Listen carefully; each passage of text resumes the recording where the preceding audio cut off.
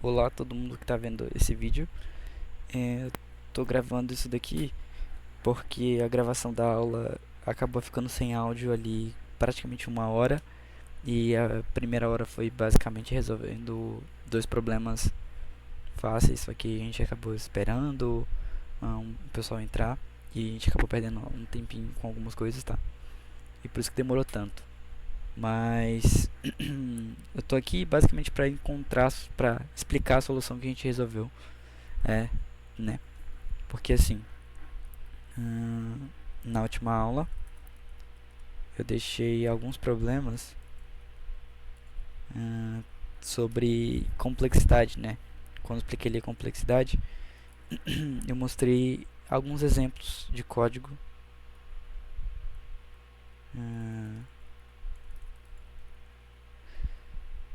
sendo códigos lineares, quadrático, constante, linear, quadrático e cúbico, né? Dei um exemplo ali. E eu pedi para que vocês resolvessem tanto linear quanto quadrático de forma mais rápida, né? O linear é esse de aqui, é basicamente procurar um inteiro dentro de uma lista. Então, dada uma lista, retorne o índice de um inteiro x que vai ser passado, né? Então aqui é a entrada, né? A gente lê o tamanho da lista e lê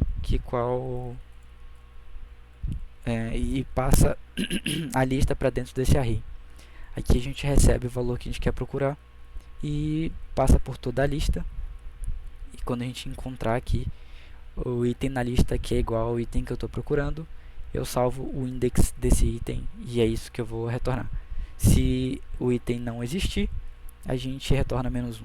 Tá? Como que a gente resolveu isso daqui? A gente encontrou duas soluções, tá? Vou até deixar comentado aqui. Solução com vetor. E aqui embaixo, solução com map, né?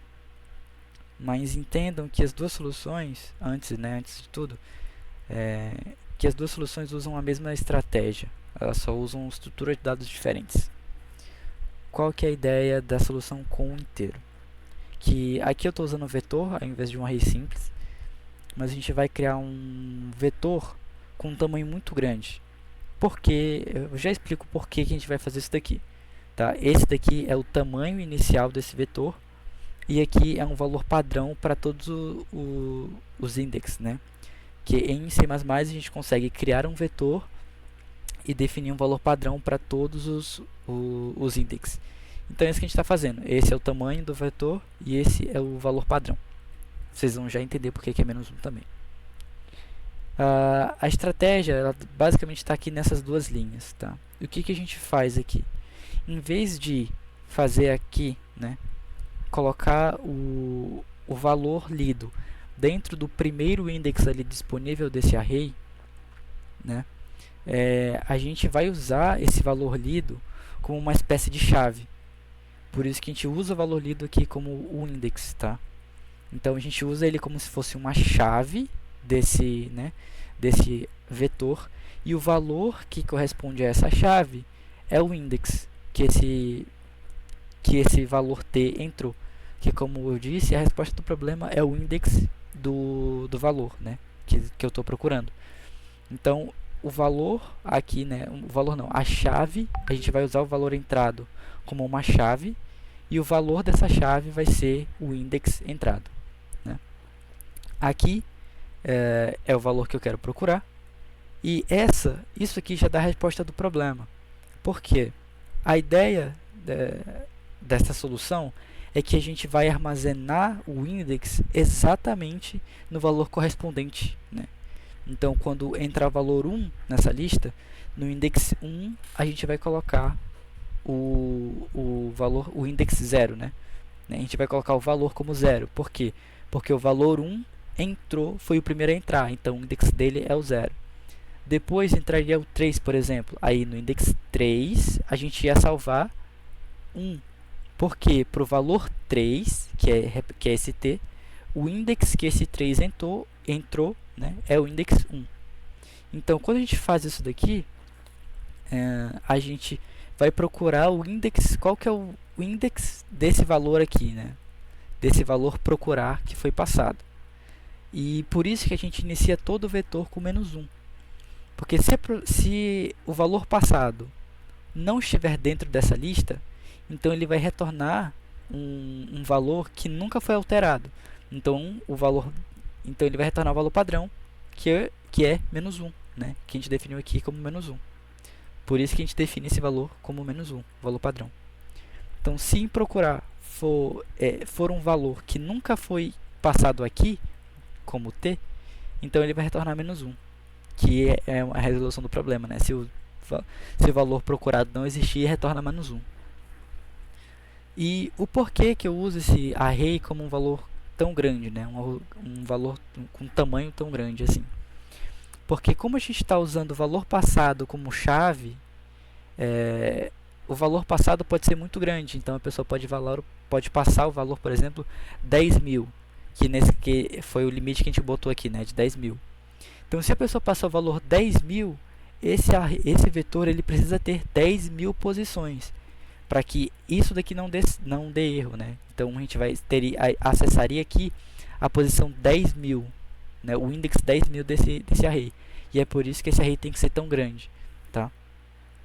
E a segunda solução, que é com map, ela usa a mesma estratégia. Então, a gente vai usar o valor passado, o t, como uma chave, tá? O map a gente viu que é chave valor.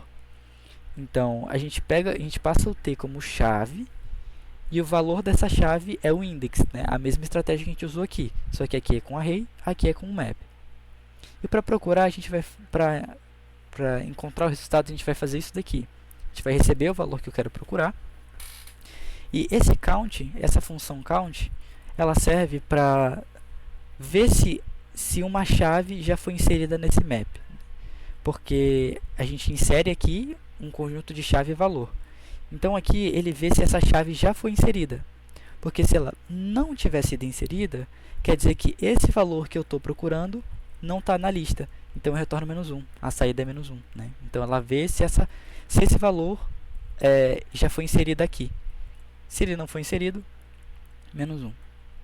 Se não, né? Se essa chave existe dentro desse map, então eu retorno o valor do index, né? Então isso aqui é para pegar o valor dessa chave.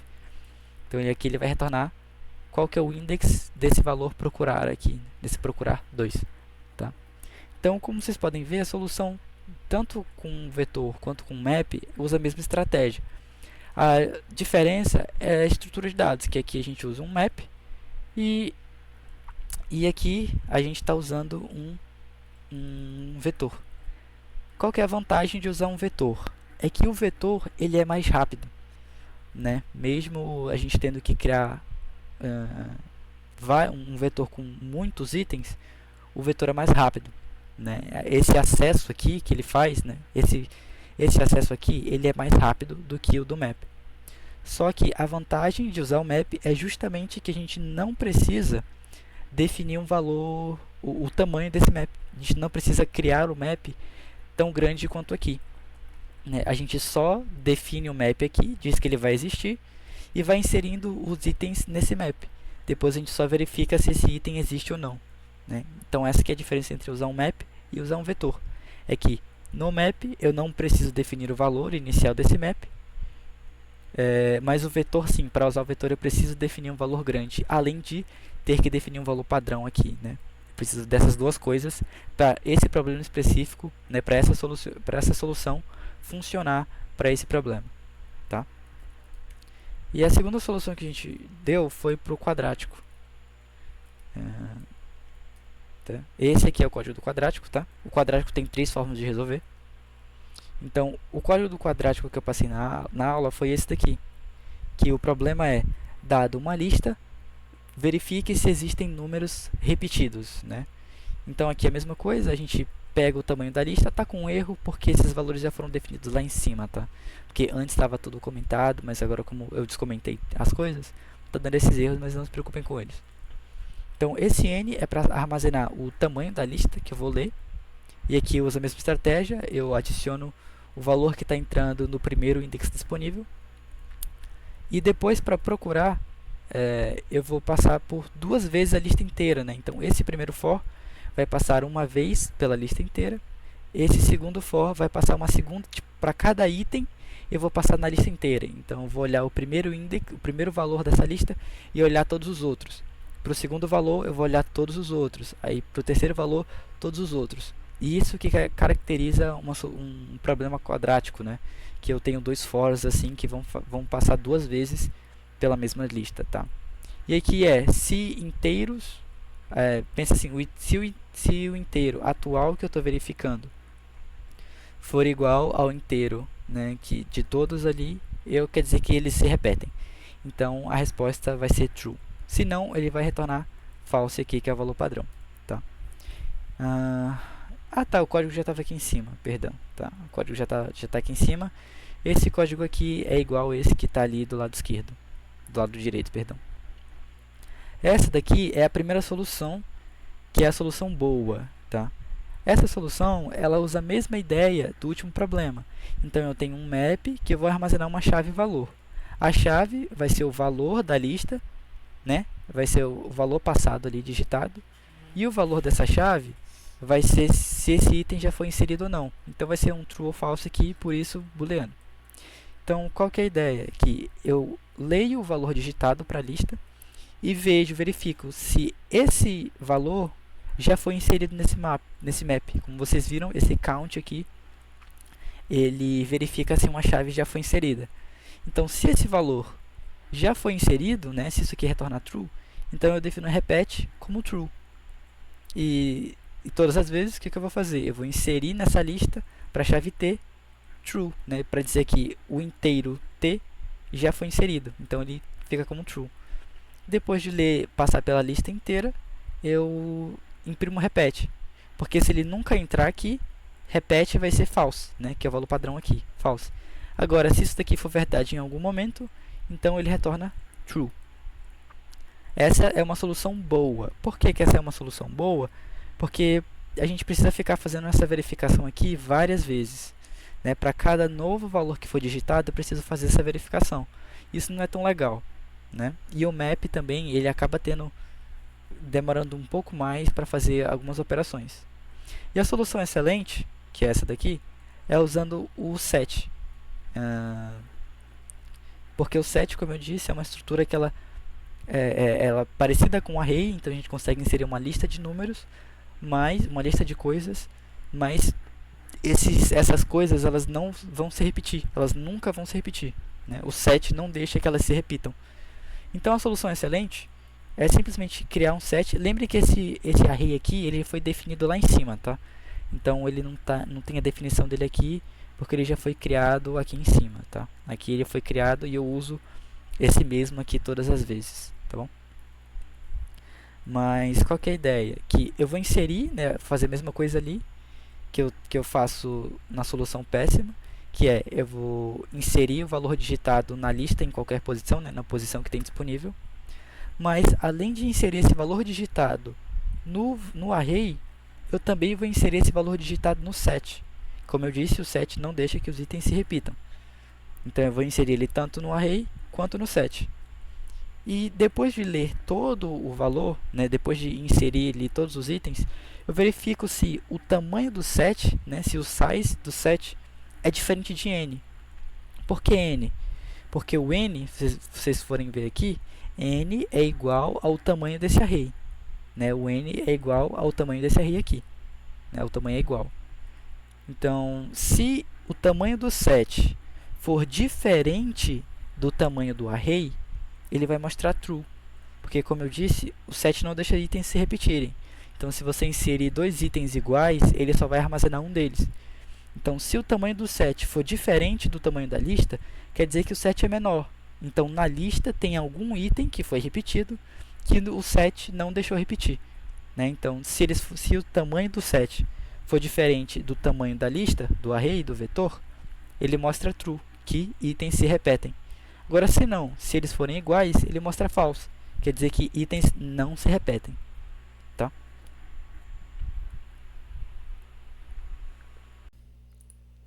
uma informação muito triste pra quem tá aqui é que eu tô esse tempo todo explicando e agora que eu acabei de perceber que eu Que não tá tava, gravando. Tá gravando. não tava gravando o áudio. A tela tá gravando, o áudio não. Ai, ai. Então é um vídeo gigantesco, mudo. Mas eu vou gravar de novo depois pro pessoal que não veio. Pelo menos a explicação. Não, eu vou gravar de novo. Agora tá com o áudio ativo, mas eu vou gravar de novo, resolvendo os problemas que nem eu fiz aqui com vocês. Pro outro pessoal. É pro pessoal que não conseguiu participar. Ah, tá. Vou esperar mais uns 5 minutinhos. Vai que o pessoal foi beber água, foi no banheiro. Beleza, já deu e vamos continuar. Que agora esse final vai ser bem rapidinho. Vai ser bem parecido com o final da última vez. Tá. Agora eu quero explicar pra vocês mais três estruturas, além do array, do set e do map. Que também elas vão ser muito úteis durante a maratona, tá? Que é o as oh, caramba. A, a fila, que a gente chama de kiwi. Kiwi, tá? A kiwi, a priority kiwi e stack. Tá. O que são essas estruturas, tá? A kiwi, como eu falei, é fila. Priority queue é uma fila de prioridades e a stack a gente chama de pilha, tá? O nome, nesse caso, ele é bem intuitivo, tá? Então fila, por quê? Como que funciona uma fila? Deixa eu compartilhar, ligar a câmera também. Como que funciona? Liga a câmera, que isso? Não tá funcionando. Tá bom, deixa. Tá. Como que funciona uma fila? As pessoas entram na fila no final da fila e elas saem da fila pelo começo dela, que a gente chama de cabeça e rabo, tá? Cabeça é as pessoas que estão saindo, o rabo é onde as pessoas estão entrando. O primeiro que chega é o primeiro que sai, no caso.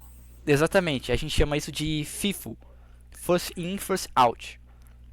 É exatamente isso. O primeiro que entra é o primeiro que sai, tá? Então a fila normal, ela funciona assim. Então, ela vai ter alguns métodos. Eu posso mostrar isso no código. Tá? No código isso vai ficar mais intuitivo, acredito eu. Fechar aqui, fechar isso aqui. Vamos criar aqui já estrutura de dados. Kiwi. Include IOStream. Vai ser uma boa ver essa estrutura agora, porque eu já conhecia, mas eu nunca vi uma aplicação prática dessa estrutura até hoje. Não, eu vou te mostrar. Eu vou explicar um problema. Eu não vou resolver o problema, mas eu vou pelo menos explicar ele pra vocês. Que é só a fila, é praticamente só a fila. Tá? Tá, como que a fila funciona? Tem aqui a kiwi. Deixa eu adicionar aqui o std também. std. Não. std. Tá. Como que ela funciona? A gente cria aqui uma kiwi, assim como os outros, assim como o vetor, como o map e o set, a gente define o tipo dela, né? Ela vai ser uma fila de inteiro para facilitar. Esse aqui não precisa, pode ser só inteiro, tá? E vamos chamar de fila, só fila. E aí qual que é a ideia da fila, tá? Então eu posso dar aqui um fila.insert, cadê? In place, aqui push, fila.push, e adicionar, tá, push no 1. Vamos inserir aqui uns, nope, não.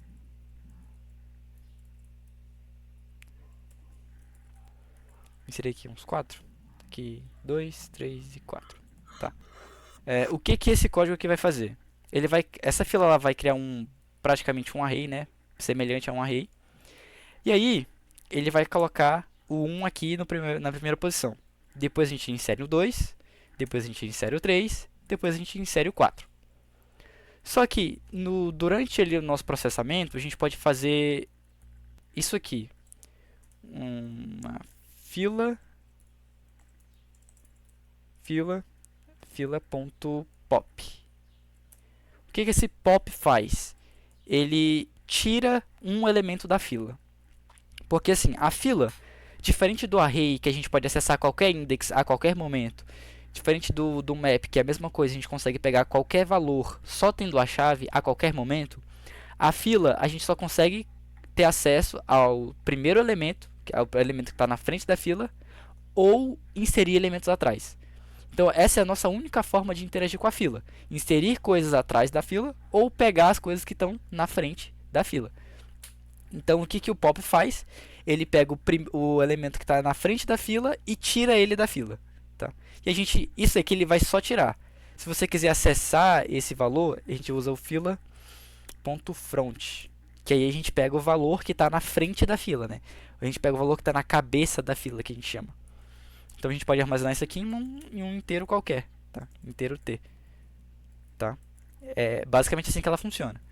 Então, A gente só consegue ter acesso na cabeça e rabo da fila, só isso. Isso. Entre o meio não é possível. Exatamente. Então, o que acontece depois dessa linha? Que, como eu disse, o pop ele vai tirar o primeiro elemento da fila. Então é assim que vai ficar a nossa lista. Ele vai tirar um e isso daqui vai continuar na fila. Né? Se a gente desse um outro pop aqui, mesma coisa, a gente ia tirar o 2. Se a gente desse aqui mais um push, por exemplo, depois dessa linha, né? A gente viesse aqui e desse um push 2, agora essa fila ela ia ficar com essa aparência aqui, ó. Tá? Entendeu? Então essa é a sequência, é assim que a fila funciona. A gente insere coisas atrás, pega as coisas da frente e insere coisas atrás. Só isso que a gente consegue fazer com ela. Uma aplicação para ela, um problema de maratona, que eu resolvi agora há pouco. Inclusive foi por isso que eu me atrasei um pouco. Eu estava tentando resolver um problema. Justamente para ver se o problema era relativamente fácil para passar para vocês. E qual que era o problema? Eu acho que, se não duvidar, ele estava até aberto aqui agora há pouco. Tá aqui, é esse daqui. É esse? Não, não é esse não. Mas qual que é o problema? Você tem uma pilha de cartas, né? Uma carta de baralho, como se fosse cartas de baralho, tá? Uma embaixo da outra. E elas estão ordenadas, então tá a primeira carta, aí a segunda, a terceira, a quarta, a quinta, a sexta, a sétima e a oitava. Elas estão lá em ordem, né? De cima para baixo. Onde a primeira carta é o 1 e a última carta é um valor X, que aí é a entrada do problema, tá? E qual que é o problema? É que você tem uma lógica para fazer nessa coisa de cartas, que é, você vai pegar a primeira carta de cima e jogar lá fora. A próxima carta, no caso a segunda, você vai tirar ela do topo e colocar ela embaixo. Aí a terceira carta você joga fora, a quarta você tira do topo e coloca embaixo, quinta joga fora e vai fazer. Essa é a lógica do problema. Você tem que ficar fazendo essa operação várias vezes. E aí no final, a resposta do problema é qual foi a última carta que ficou né, qual foi a última carta que ficou? E como que a gente poderia resolver isso com a fila, né? Eu não vou dar o problema inteiro, porque não vai dar tempo. Mas como que a gente poderia resolver esse problema com fila? É que isso daqui, ó, já poderia ser uma entrada possível, né? Então, tem aqui o 1, o 2, o 3, o 4 e o 5. Então, pensem que isso daqui já são as cartas, né? Então, essa carta está no topo, essa está embaixo, está embaixo, está embaixo e essa é a última carta lá no final. Como que a gente usaria essa fila? Eu vou até pegar isso aqui e copiar aqui para baixo para deixar um pouco separado. Como que a gente poderia usar essa fila para resolver esse problema? A gente faria aqui enquanto essa fila aqui, o tamanho dela, né? Fila.size. Fila.size for maior do que 0, for maior do que 1, na verdade. Porque quando a fila tiver tamanho 1, aí eu já não preciso continuar fazendo, né? Porque é a última carta, eu quero saber qual que é a última carta que vai sobrar. E seria de tamanho 1. Como que a gente poderia fazer? Vamos colocar aqui tira, um booleano, um bool tira, que ela vai começar como true, né? Porque a primeira carta ela tem que ser tirada. Então, se tira for true, o que a gente quer fazer? A gente vai pegar o fila e dar um pop, né? A gente vai só tirar o primeiro elemento dessa fila e jogar ele fora. Ele pode ir pro limbo, ele pode ir pra nada, pro lugar nenhum. Então ele some. Até sobrar só uma carta, no caso, né? Isso, a gente vai fazer isso aqui até sobrar só uma carta.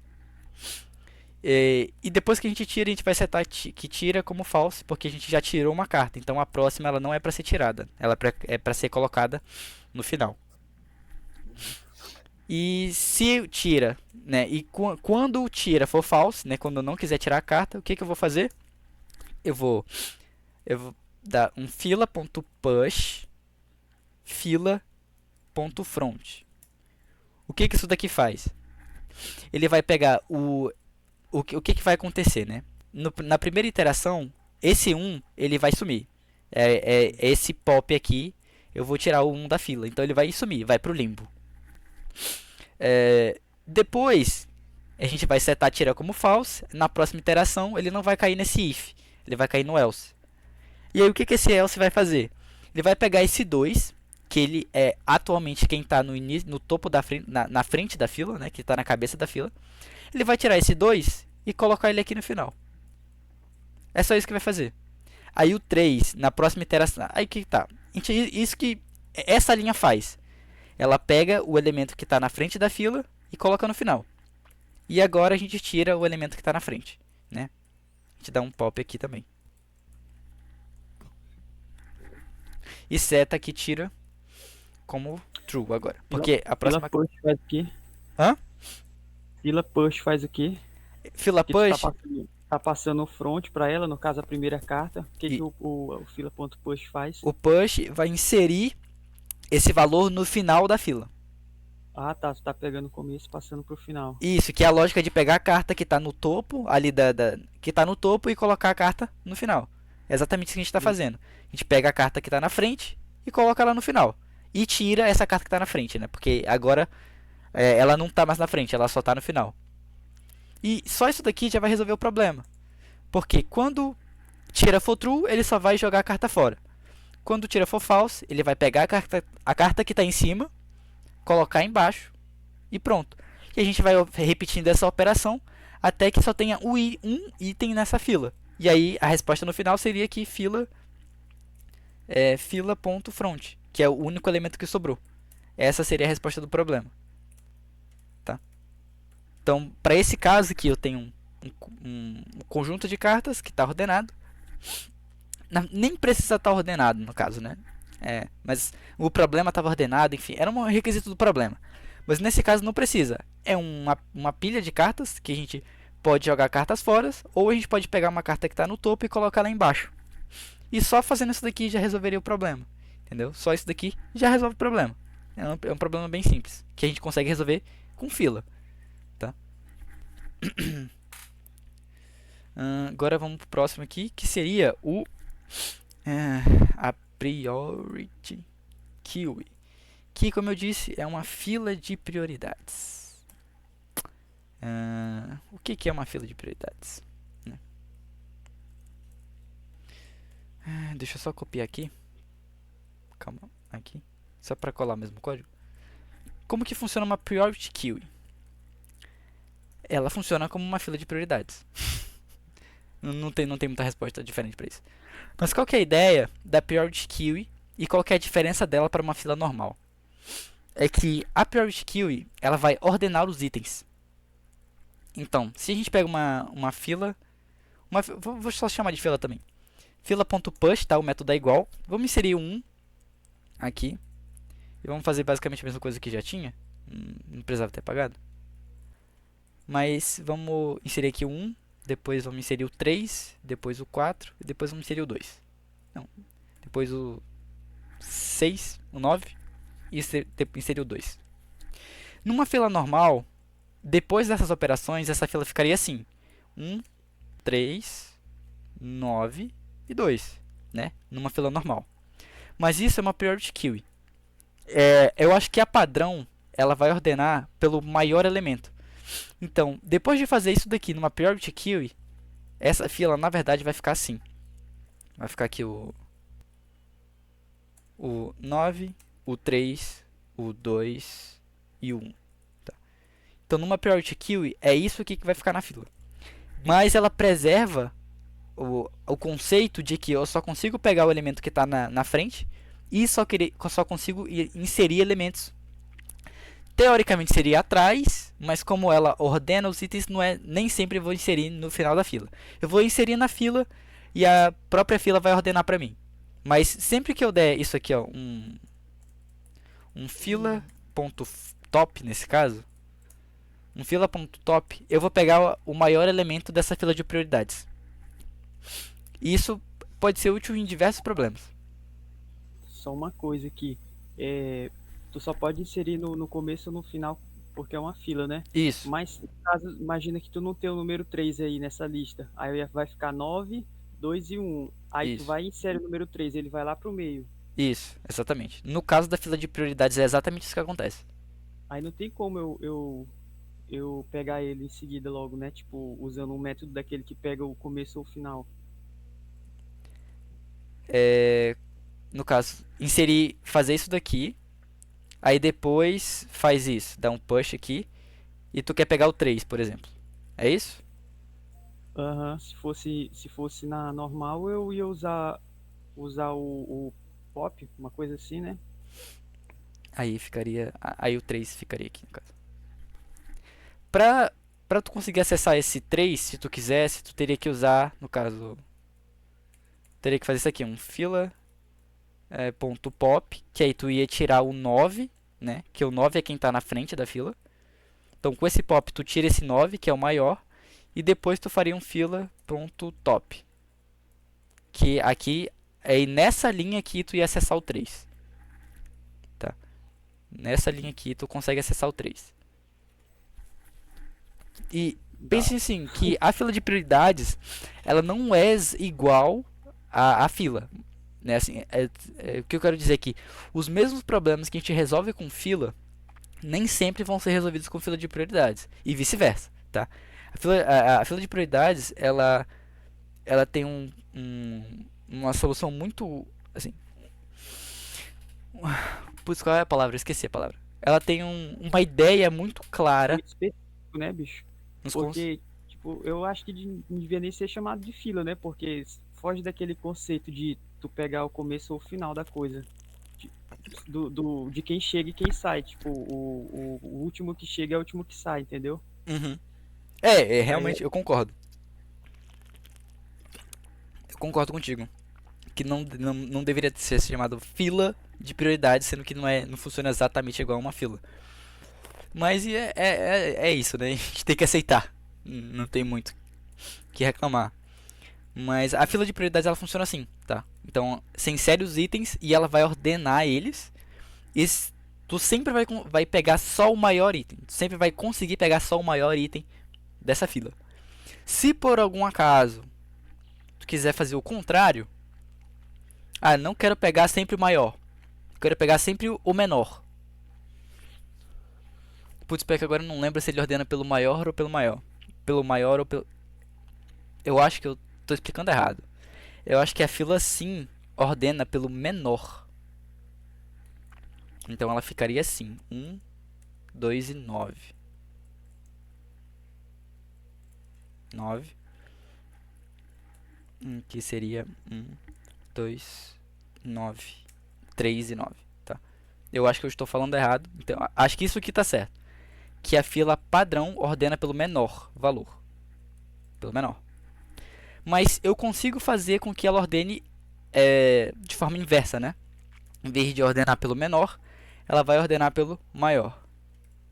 Que é, em vez de criar a fila só assim, um priority queue e int, a gente teria que passar aqui um vector de int e um greater de int. É meio chato fazer isso aqui, mas agora essa fila m ela faz o inverso. Em vez de ordenar do menor para o maior, ela ordena do maior para o menor, tá? Então, vou botar até aqui. Ordena do pelo menor. E aqui ordena pelo maior, tá? Então, essas duas estruturas... Tá acontecendo aí nessa declaração dessa fila, tá passando ali o inteiro, né? Como o primeiro. Isso. Primeiro eu passo um inteiro, vírgula, eu passo um vetor do mesmo tipo. Então, aqui poderia ser qualquer outro tipo, né? Aqui eu tô usando inteiro, mas poderia ser qualquer outro. Então, tu passa o tipo que tu quer usar, um vetor desse mesmo tipo e um greater desse mesmo tipo. Mas isso vai funcionar como? Tipo, o que significa cada um deles? O inteiro eu sei que o que ele vai manipular. Esse vetor e esse greater aí que tá me enrolando. Esse vetor, eu não sei o que faz. Eu não sei para que ele usa esse vetor. É de tipo genérico, né? Aí normalmente a gente passa como primeiro argumento que a gente passa o tipo do negócio, o segundo eu não tô bem recordando aqui e no final geralmente é o retorno que dá, entendeu? Isso. E esse greater deve ser o retorno então, né? Eu acho que na verdade esse greater ele é um verificador, né? Eu acho que ele é meio que uma função, uma estrutura, não sei exatamente o que é esse greater, que ele é usado para definir qual é o critério de ordenação que essa fila vai usar. Por isso greater, que ele, pelo maior, entendeu? Eu acho que esse greater é isso. Saída, né? É. Agora, esse vector, eu particularmente não sei para que ele usa, o porquê que tem que usar um vector. Não sei se pode ser outra coisa. Não sei. Mas deve ser entrada, pô. Tipo, Não, o vector, ele é como se fosse como é que eu posso dizer? Ele cria ali index dinamicamente, de acordo com a quantidade de entrada que tu der. Praticamente é isso. talvez seja para isso. Talvez ele utilize o vector por esse eu acho fator. que é nessa mesma estrutura que eu conheci outra linguagem, que quando a gente passa declarar um tipo assim, que ele usa tipo genérico, o primeiro é o tipo do dado que a gente vai usar, o segundo é a forma da entrada e o terceiro é a forma da saída, Sim, entendeu? geralmente é isso. Geralmente é isso. Da hora. E, bom, a fila ela é basicamente isso, tá? Ela tem um conceito parecido com uma fila normal, mas ela ordena as coisas e a gente só consegue acessar ou o maior ou o menor, dependendo da situação. E eu vou copiar tudo isso aqui de novo. E a terceira estrutura que eu queria mostrar pra vocês hoje, na verdade, eu não queria mostrar só essas, mas enfim, é essas que vai dar tempo, né? A gente já até passou do que deveria. Mas a próxima é a pilha. A pilha se chama pilha porque funciona exatamente como uma pilha, tá? Uma pilha de coisas. Uma pilha de pratos, uma pilha de qualquer outra coisa. O que a gente usa aqui é stack. Stack. Não, caramba. Stack. Vamos fazer de inteiro também. Pilha. E como que a pilha funciona? Tá? Vamos aqui, pilha. Acho que é push também. Push 1. Vou botar só 3. Push 1, 2 e 3. Tá? Como que essa pilha funciona? Aqui não vai ser legal pra ver. Vamos fazer aqui no ScalaDraw. A ideia da pilha é que ela vai fazer isso aqui, ó. Ela vai funcionar literalmente como uma pilha de coisas, tá? Então aqui eu tenho o item 1. Nossa, que pequeno. Mas ok. Aqui 1. Aí eu vou ter o 2 e o 3. Tá? E como eu disse, ela funciona como uma pilha. Então, tá lá, a pilha existe, eu insiro 1. O 1 agora tá na pilha. Eu vou ter que fazer assim. Aqui. Essa é a pilha. Então, aqui a pilha só existe. Eu insiro 1, 1 foi inserido na pilha. Eu insiro 2, o 2 foi inserido na pilha. O 3 foi inserido na pilha.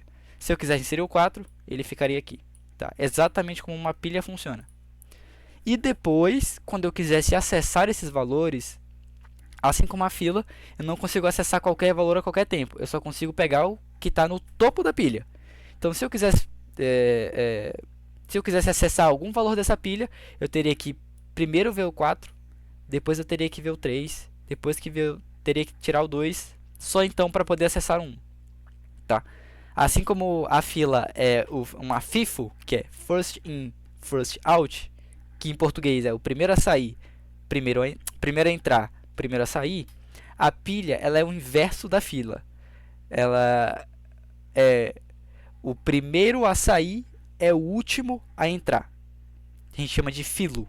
First in, last out. Primeiro a entrar é o primeiro o primeiro a entrar é o último a sair, tá? Então a gente insere coisas na pilha e elas vão sendo aqui, ó, empilhadas uma em cima da outra.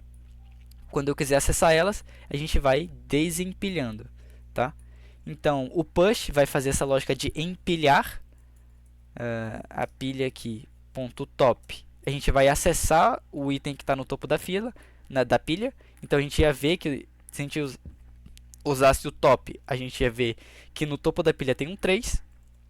E assim como as outras, fila.pop é o ato de eu tirar esse item aqui da pilha, tá?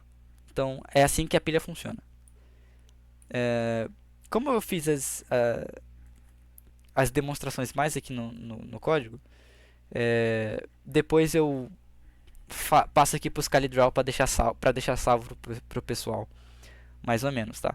Mas a ideia dessas três estruturas é isso. Essas são as junto com set e map, essas são as estruturas que a gente vai usar em praticamente todos os problemas, tá? Tem problemas mais complexos que a gente vai usar algumas estruturas de dados mais complexas. Só que essas estruturas de dados mais complexas, elas são feitas usando essas aqui mais básicas, né? As mais ali de baixo nível, que é o set, o map, a pilha, a fila e a fila de prioridades. Obviamente tendo o array, que sem o array nenhum dessas existiria, tá? Mas de hoje é isso. De hoje é isso, tá? De hoje é isso. Não tem muito mais, que a gente já passou do horário aqui, está 1h30, tá? Beleza, a estrutura de dados foi da hora. Depois vocês vão focar mais na resolução de exercício. Felipe, eu acho que eu não sei nem se o Rafael terminou de estrutura de dados. Nós ainda não, né, velho? Ele nem falou de todos ainda, né? Não, ainda. Cara, ele passou muito rápido, bicho. Eu não consigo nem te dizer se ele falou todas, não. Ele falou algumas, mas tipo, foi muito, sei lá, como o conteúdo dele é bem massivo, assim, te juro que eu não consigo lembrar, ó. Foi uma pincelada mesmo. Mas beleza. A aula foi boa. Eu foquei bem nessa parte da prioridade que eu não tinha visto. Prioridade e a questão da pilha. A pilha em si. E assim, eu vou deixar uns probleminhas para vocês usarem essas estruturas, que a solução é usando elas, né? No caso. E eu acho que é isso, né? Eu vou ter que gravar de novo também, pelo menos explicando ali a resolução dos problemas que estava sem áudio. Os desafios são o quê? São tudo em C++, é? Então, sobre linguagem. Você não vai usar só C++. Você que escolhe a linguagem que tu quer usar. Sério? Uhum. A maratona eu acho que ela aceita C, né? C++, Java, eu acho que Python, C Sharp, eu acho que sim.